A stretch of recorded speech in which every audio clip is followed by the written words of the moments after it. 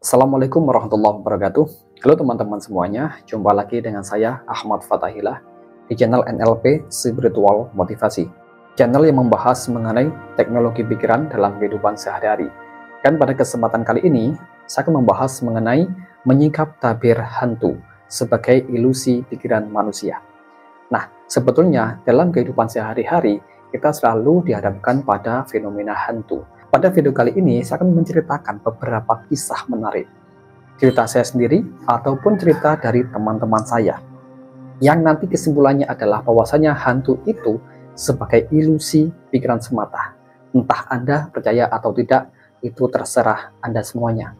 Keputusan di tangan Anda. Tetapi sekali lagi, hantu bagaimanapun itu bentuknya, memiliki porsi yang banyak dari persepsi atau hanya ilusi pikiran kita sendiri. Mari kita bahas.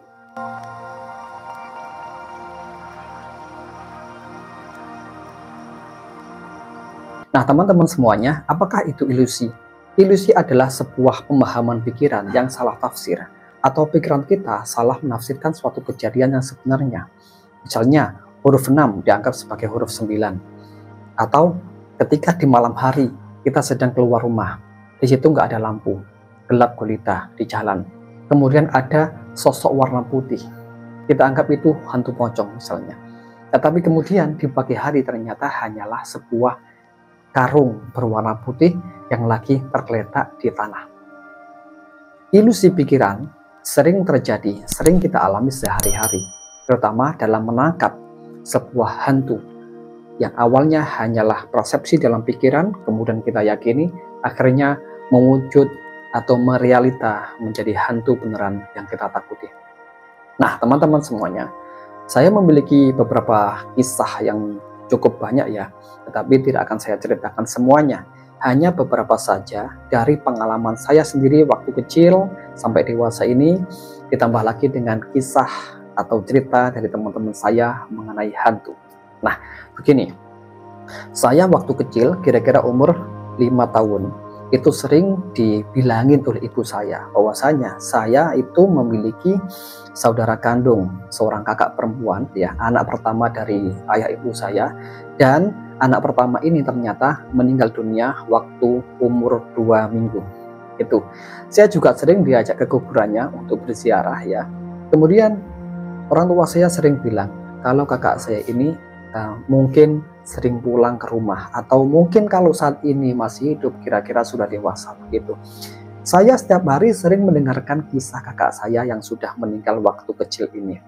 Pada suatu malam, kira-kira jam 2 dini hari ya, saya saat itu memang terbiasa untuk tidur di ruang tamu, di kursi, di sofa gitu ya. Di samping sofa kan ada meja biasanya. Nah, di malam hari saya pernah terbangun dan melihat sosok wanita sedang duduk di atas meja, membelakangi diri saya.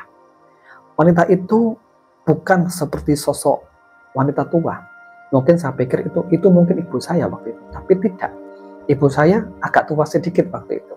Tetapi sosok ini kelihatan masih muda banget, tubuhnya masih seksi. Ya, itu dalam suasana yang gelap, ada cahaya yang remang-remang saja. Kelihatan sosok perempuan muda, meskipun dia membelakangi saya, tetapi saya yakin itu adalah sosok yang masih muda. Karena dari segi tubuhnya masih kelihatan ramping gitu, rambutnya juga kelihatan bagus dan lurus.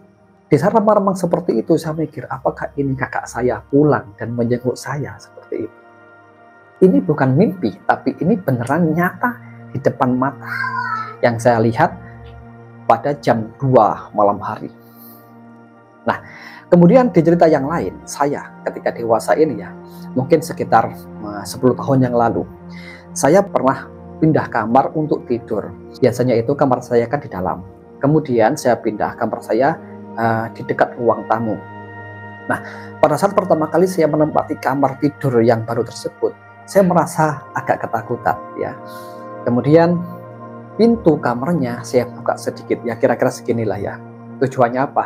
Jaga-jaga kalau mungkin dalam kamar itu ada hantu, saya langsung bisa lari keluar. Ternyata apa yang terjadi? Setelah beberapa hari lewat saya tidur di kamar baru tersebut, di malam hari dalam kondisi saya mimpi ya, Saya melihat di ruang tamu, lampunya itu terang benderang, tetapi kelihatan dari selah pintu itu ada sosok pocong yang lagi duduk seperti ini, duduk santai, pocong dengan wajah yang sangat gelap, sangat menakutkan wajahnya, duduk di pinggir kursi seperti ini, nyantai banget pocongnya itu, tapi dengan raut muka yang sangat menakutkan. Dan itu kelihatan dari celah pintu tersebut. Dan itu dalam kondisi saya mimpi. Bagaimanapun dalam kondisi mimpi, tetap saya takutnya luar biasa waktu itu. Di samping itu ada cerita yang lain yang cukup menarik juga. Dari teman saya, dia seorang penulis novel, drama, roman, dan sedikit ada bumbu-bumbu mistis horornya begitu. Ketika teman saya ini menulis cerita horor, ya, meskipun ini hanya sebagai bumbu-bumbu saja dalam karya novelnya itu, ada yang menarik. Dia cerita seperti ini, di saat dia menulis cerita horor dan dia mendalami banget atau menghayati ceritanya itu, meskipun hanya lewat tulisan, bulu kuduknya tiba-tiba merinding. Ya. Kemudian suasana lingkungan di kamarnya itu tiba-tiba sunyi dan ada angin sliwer gitu, ada angin berhembus yang menyentuh kulitnya, sliwer gitu, atau semriwing gitu ya. Dan tak lama kemudian ada benda jatuh dari atas meja. Nah, suasana semakin mencekam, dia langsung berubah pikiran atau dia mengubah jalan cerita novelnya itu untuk menjadi lebih drama lagi atau pindah ke hal-hal yang lebih lucu gitu ya, komedi. Dan apa yang terjadi? Maka suasana mencekam itu dan hal-hal mistis yang dia alami itu tiba-tiba sirna. Seperti itu. Aneh kan ya? Dan yang lebih menarik lagi, dari teman saya ini juga seorang penulis novel, tapi spesialis menulis novel horor. Gitu. Ini lebih misteri lagi, lebih mencekam lagi ceritanya. Katanya sih begini, teman saya yang spesialis menulis horor ini itu sampai pernah didatangi oleh sosok astral, ya, menemui di depannya dan bilang sosok astral itu, kamu jangan meneruskan karyamu ini karena itu menyinggung saya, katanya begitu. Nah, kurang lebih ceritanya seperti itu. Nah, ini teman-teman, apa sih rahasia di balik kisah ini? Apa sih pelajaran di balik kisah ini?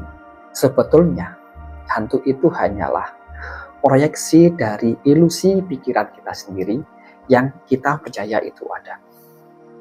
Ya, Anda percaya ataupun tidak, tetapi selama ini hantu yang pernah saya alami sendiri ataupun mungkin pernah Anda alami dan juga teman-teman kita yang pernah mengalaminya, itu sebelum dia melihat penampakan hantu, dia mendapatkan input atau cerita terlebih dahulu dari lingkungannya, entah dari orang tua, dari teman-temannya, atau mungkin dari film, ya, dari tayangan di televisi, yang membuat, yang semuanya itu membuat sugesti masuk ke pikirannya, sehingga itulah yang menjadi kenyataan dalam pikirannya.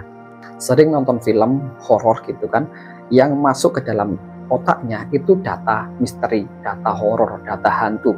Maka apa yang terjadi ketika Anda datang atau masuk ke kamar mandi di malam hari, ya, nggak ada orang satupun, maka ketakutan Anda yang terakses dan menjadikan Anda seolah-olah melihat hantu. Atau dari kisah saya tadi waktu kecil, sebelum saya melihat sosok hantu di depan mata saya di malam hari itu, saya sering diinput informasi, kakak kamu kalau seumpama masih hidup, dia sudah dewasa, dan bisa jadi dia itu sering pulang, tapi kita nggak tahu, tapi saya tidak tahu seperti itu. Maka input itu yang masuk terus di dalam otak saya, sehingga membuat persepsi dalam pikiran saya, kemudian itulah yang memproyeksi dalam sebuah kenyataan.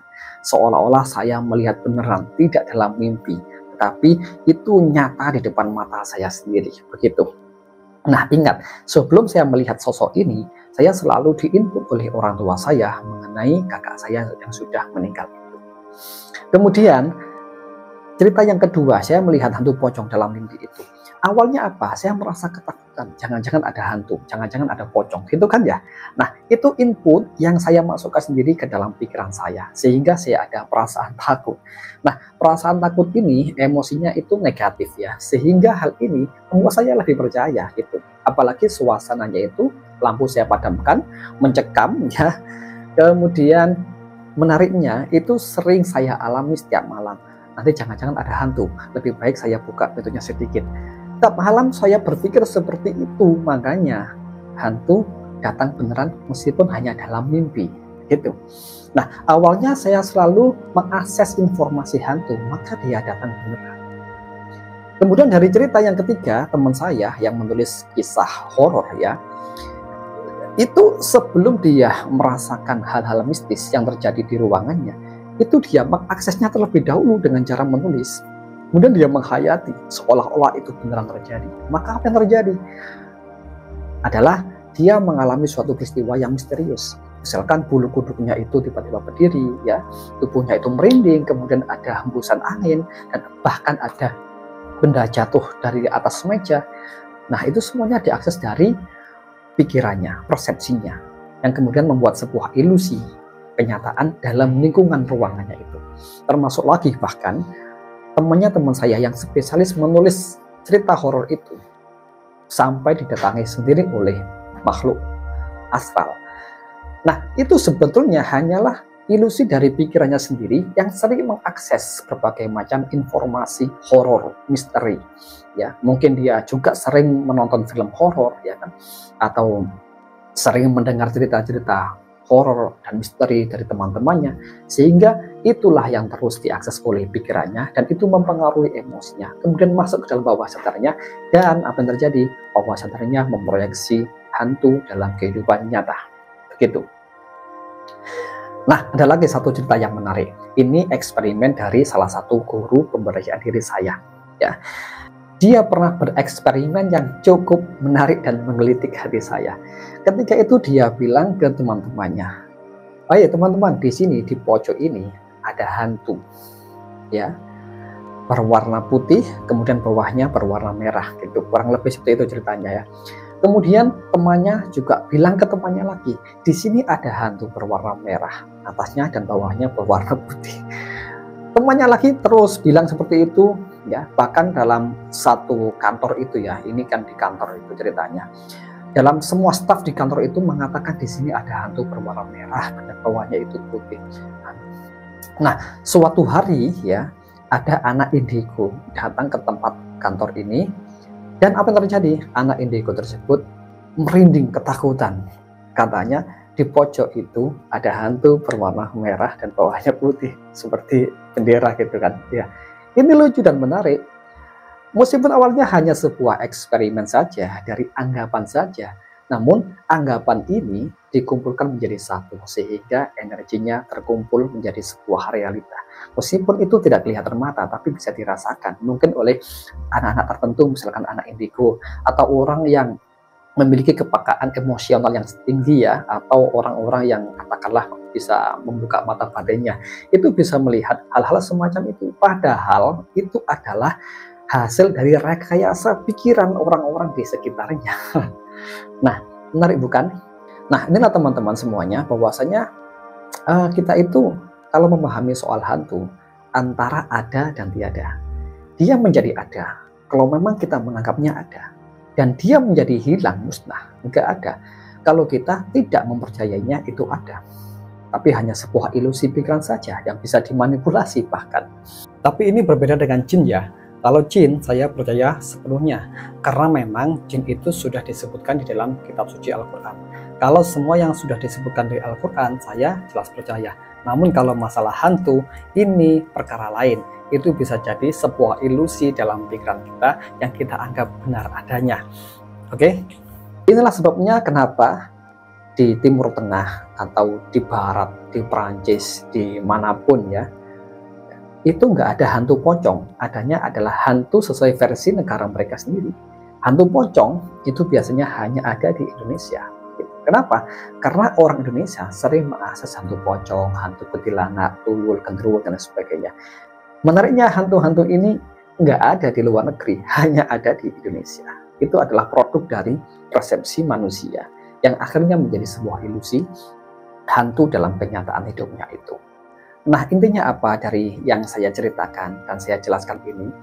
Intinya dan kesimpulannya adalah apa yang sering kita pikirkan secara dominan terus-menerus setiap hari ya, atau mungkin walaupun tidak setiap hari tapi itu sering dalam pikiran kita atau dalam kehidupan kita sering kita akses, sering kita pikirkan, sering kita bahas, dan itu dibarengi dengan emosi, entah itu emosi yang positif ataupun dengan emosi yang negatif, maka itu bisa menjadi sebuah realita, menjadi sebuah kenyataan yang bisa dilihat oleh mata kepala, seperti itu.